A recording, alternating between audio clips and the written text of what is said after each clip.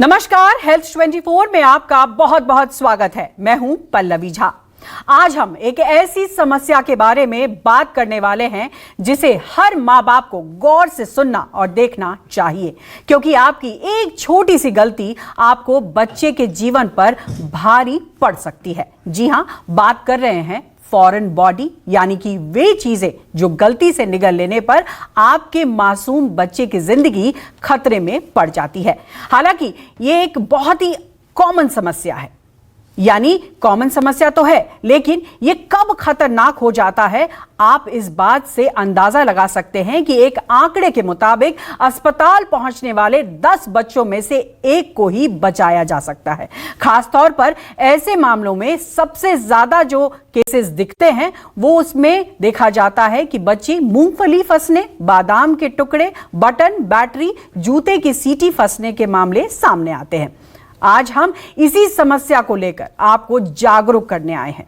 उसके लिए हमारे साथ 2 अहम मेहमान जुड़ रहे हैं। सबसे पहले स्वागत करना चाहूंगी कि दुबई से डॉक्टर वी नटेश और डॉक्टर प्रबुद्ध गोयल, जो कि दिल्ली एम्स से जुड़ रहे हैं। मैं दोनों का बहुत बहुत स्वागत करना चाहूंगी। और साथ ही साथ मेरे साथ एक अभिभावक भी हैं जिनके बच्चे के खाने की नली में एक फॉरेन बॉडी यानी बाहरी तत्व आकर फंस गया है और वो परेशान हैरान है। इसीलिए जरूरी है आज आपको ये सुनना, देखना कि एक गलती कैसे बच्चे को मौत के कगार पर ले आती है और कैसे जो आपका जीवन है वो खतरे में पड़ जाता है।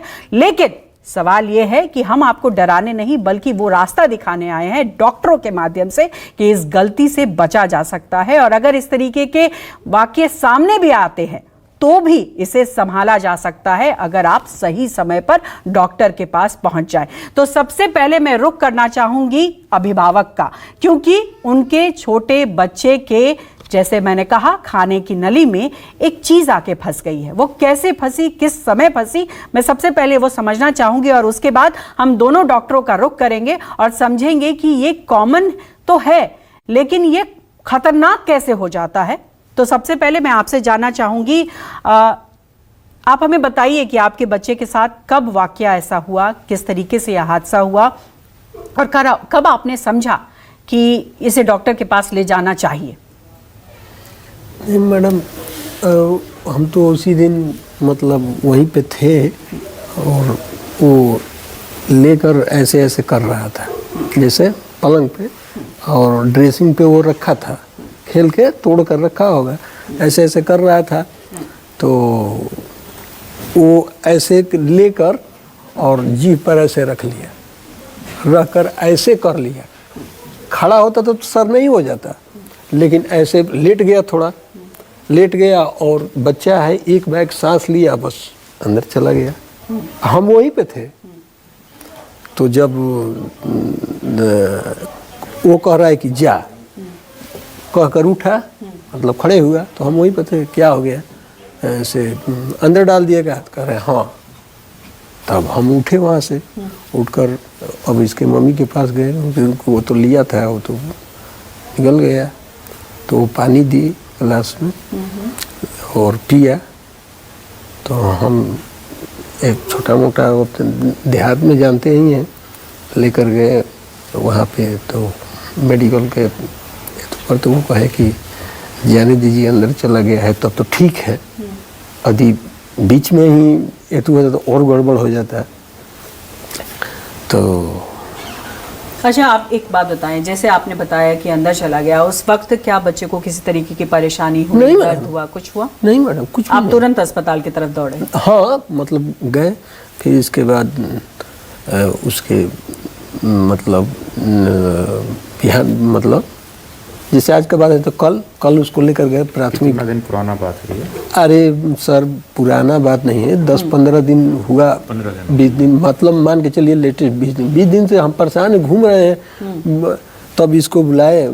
इस बीच में 15 दिनों में किसी तरीके की बच्चे में समस्या या बोलने में नहीं या मैडम, दर्द, किसी तरीके की समस्या? कोई समस्या नहीं है। कोई समस्या अभी फिलहाल नहीं हुई नहीं है। लेकिन देखिए, महत्वपूर्ण है यहाँ पर समझना, क्योंकि देखिए जैसे इन्होंने कहा कि वो वहीं मौजूद थे और खेलते खेलते बच्चा कब निकल गया। वो अच्छी बात रही है कि अभी 15 दिनों में ऐसी कोई भी सिम्टम्स नहीं दिखाई पड़ रहे हैं जिससे कि ये कहा जाए कि बच्चे की जान खतरे में है। लेकिन कहीं ना कहीं माँ बाप के लिए चिंता बनी हुई है कि क्या आने वाले समय में ये बड़े सिचुएशन को खराब तो और नहीं कर सकता है। तो इसीलिए समझने के लिए हम अब डॉक्टरों का रुख करेंगे और मैं सबसे पहले रुख करूंगी डॉक्टर प्रबुद्ध गोयल आपका, क्योंकि आप यहाँ मौजूद हैं और हमारे साथ अभिभावक भी है। आपने सुना किस तरीके से इन्होंने बात की। सबसे पहले मैं समझना चाहूँगी, ये जो खेल खेल में जो घटनाएं हो जाती हैं वो बड़ा रूप ले लेती हैं। इन अभिभावक की घटना जिस तरीके से इन्होंने कही, बेशक अभी बच्चे में किसी तरीके का सिम्टम नहीं है, लेकिन क्या ऐसा ही होता है ज़्यादातर केसेस में या फिर हालात बहुत ज़्यादा ख़राब होते हैं? दो परिस्थितियाँ होती हैं। जब बच्चा खेल रहा है, कोई फॉरेन बॉडी मुंह में है, कोई लोहे का सामान है, कोई खिलौना है, कोई सीटी है, कोई बैटरी है, और अकस्मात कुछ ऐसा होता है कि बच्चा उसे या तो सांस की नली में एस्पिरेट करना कहते हैं, सांस की नली में ले लेता है, या खाने की नली में चला जाता है। तो जनरली खाने की नली में जब जाएगा, जब खेलते खेलते वो पीछे की तरफ चला गया और बच्चे के कंट्रोल से वो चीज़ बाहर हो गई और बच्चा उसे निगल गया रोकने के लिए।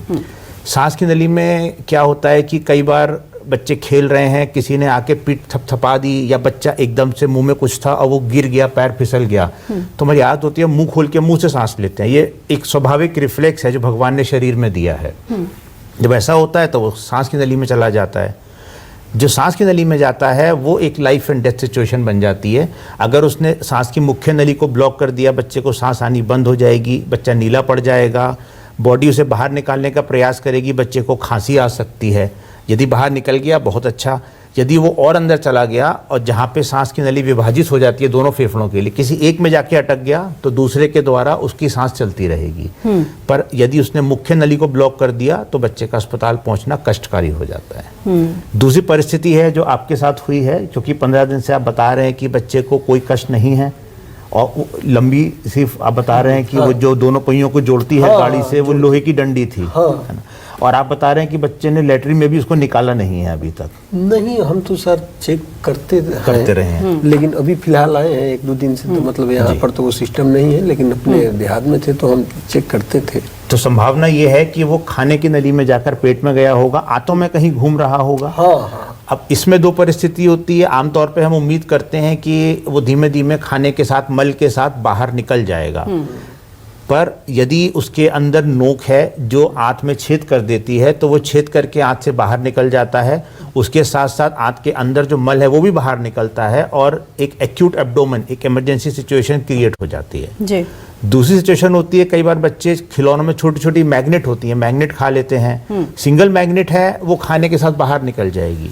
डबल मैग्नेट है, 2 छोटे छोटे टुकड़े हैं, वो आंत के अलग अलग हिस्से में रहेंगे, वो दोनों आंतें आपस में आके चिपक जाएंगी और धीमे धीमे प्रेशर से उनके बीच की दीवार है वो गल जाएगी, दोनों मैग्नेट एक हो जाएंगी। बिल्कुल, फिर आंत में छेद बन गया। बिल्कुल बिल्कुल डॉक्टर साहब, और यही चीजें हैं जो समझना बहुत जरूरी है लोगों को। और ऐसे में एक बार मैं दुबई रुख करना चाहूंगी। बहुत बहुत स्वागत है डॉक्टर नटेश आपका। और यहाँ मैं आपसे ये समझना चाहूंगी कि जिस तरीके से ये चर्चा हो रही है कि छोटी छोटी चीजें कई बार जानलेवा हो जाती है, तो अगर निगल लिया है और मान लीजिए किसी पेरेंट को समझ में नहीं आ रहा है कि बच्चे ने कोई चीज निगल ली है, तो क्या सिम्टम्स कुछ ऐसे होते हैं जिससे कि पता लगाया जा सकता है कि बच्चे ने कुछ निगल लिया है और वो उसके लिए जानलेवा हो सकता है? और दूसरा मेरा एक और प्रश्न है कि भारत के परिप्रेक्ष्य में अगर हम जब बात करते हैं तो भारत में पॉपुलेशन बहुत ज़्यादा है और शायद कहीं ना कहीं इलिटरेसी भी है कि लोग सही समय पर नहीं पहुंच पाते हैं। लेकिन अगर बाहर के देशों की बात की जाए, जैसे दुबई जैसे देशों की बात की जाए, तो क्या वहाँ अलग तकनीक है और क्या उतनी जागरूकता है लोगों में वहाँ? पल्लवी, आपका बहुत धन्यवाद मुझे अपने पैनल पे इनवाइट करने के लिए। तो जैसा हमने देखा, ये अभिभावक जो हैं उन्होंने अपने बच्चे का एग्जाम्पल दिया और डॉक्टर साहब ने भी कहा 15 दिन हो गए हैं। मोस्ट प्रोबेबली ये जो भी फॉरेन बॉडी था वो शायद खाने के रास्ते में गया होगा, इसीलिए बहुत खास सिम्टम्स नहीं थे। बट इन दिस केस हम एक कहते हैं कि विटनेस्ड इवेंट और अनविटनेस्ड इवेंट। पेरेंट्स ने देखा कि बच्चे ने कुछ निगल लिया है गलती से, इसीलिए उनको ये अवेयरनेस थी कि बच्चे ने कुछ निकला, तो वो डॉक्टर के पास लेके आए उसको। बहुत बार ये होता है कि एयरवे में भी या फिर पेट के रास्ते में भी बच्चा खेलते वक्त कि बच्चों में क्या होता है, उनको एक हैबिट होती है ओरल एक्सप्लोरेशन की, एक्सप्लोर करने की हैबिट होती है। डेंटल उनके दांत उतने डेवलप नहीं होते हैं, जिसकी वजह से वो ठीक से किसी चीज को चबा नहीं पाती है, ये मुंह में रखने की आदत होती है। खेलते वक्त या किसी ने धक्का दे दिया या ढंग से चबाए नहीं किसी चीज को, तो वो उसको एस्पिरेट कर लेते हैं अपने एयरवे में या फिर खाने के रास्ते में। जब भी एयरवे में ये होता है तो बच्चे को जनरली चोकिंग होगी, सांस रुकने की शिकायत होगी, या खांसी या बुखार और खांसी दोनों एक साथ, जिसको एक्सप्लेन नहीं कर पाते हम नॉर्मल इन्फेक्शन है। हमें नॉर्मल ट्रीटमेंट से भी बच्चे को फर्क नहीं पड़ रहा हो और ये खांसी और बुखार एक्सटेंड पीरियड के लिए 5 दिन 7 दिन 10 दिन, and in spite of treatment वो उस बच्चे को कोई फर्क नहीं पड़ रहा हो, सांस लेने में तकलीफ हो रही हो। डॉक्टर साहब ने ये भी कि कब बच्चा नीला पड़ जाता है। तो इन सब चीजों को देखते हुए अगर किसी ने नहीं देखा हो कि बच्चे ने एस्पिरेट किया है, तो ये सिम्टम होंगे जिससे हमें ये पता लगे या हमें ये संदेह हो कि बच्चों को ये फॉरेन बॉडी एस्पिरेशन की शायद प्रॉब्लम हो सकती है। और इसमें यह है कि अगर किसी ने नहीं देखा है तो हाई इंडेक्स ऑफ सस्पिशन, संदेह करना बहुत जरूरी होता है जी, तभी हम इस कंडीशन को खोजेंगे जी। बिल्कुल। और दूसरा सवाल जो मेरा था कि क्या बाहर के देशों में इस तरीके के केसेस में काफ़ी ज़्यादा देखा जाता है या फिर भारत में इतने ज़्यादा केसेस है? उसके लिए हम डॉक्टर प्रबुद्ध गोयल से पूछेंगे, लेकिन आपसे ये जानना चाहूँगी कि क्या बाहर के देशों में इस तरीके के केसेस सामने आते हैं, और अगर आते हैं तो क्या कोई नई टेक्नोलॉजी है जिससे कि इसे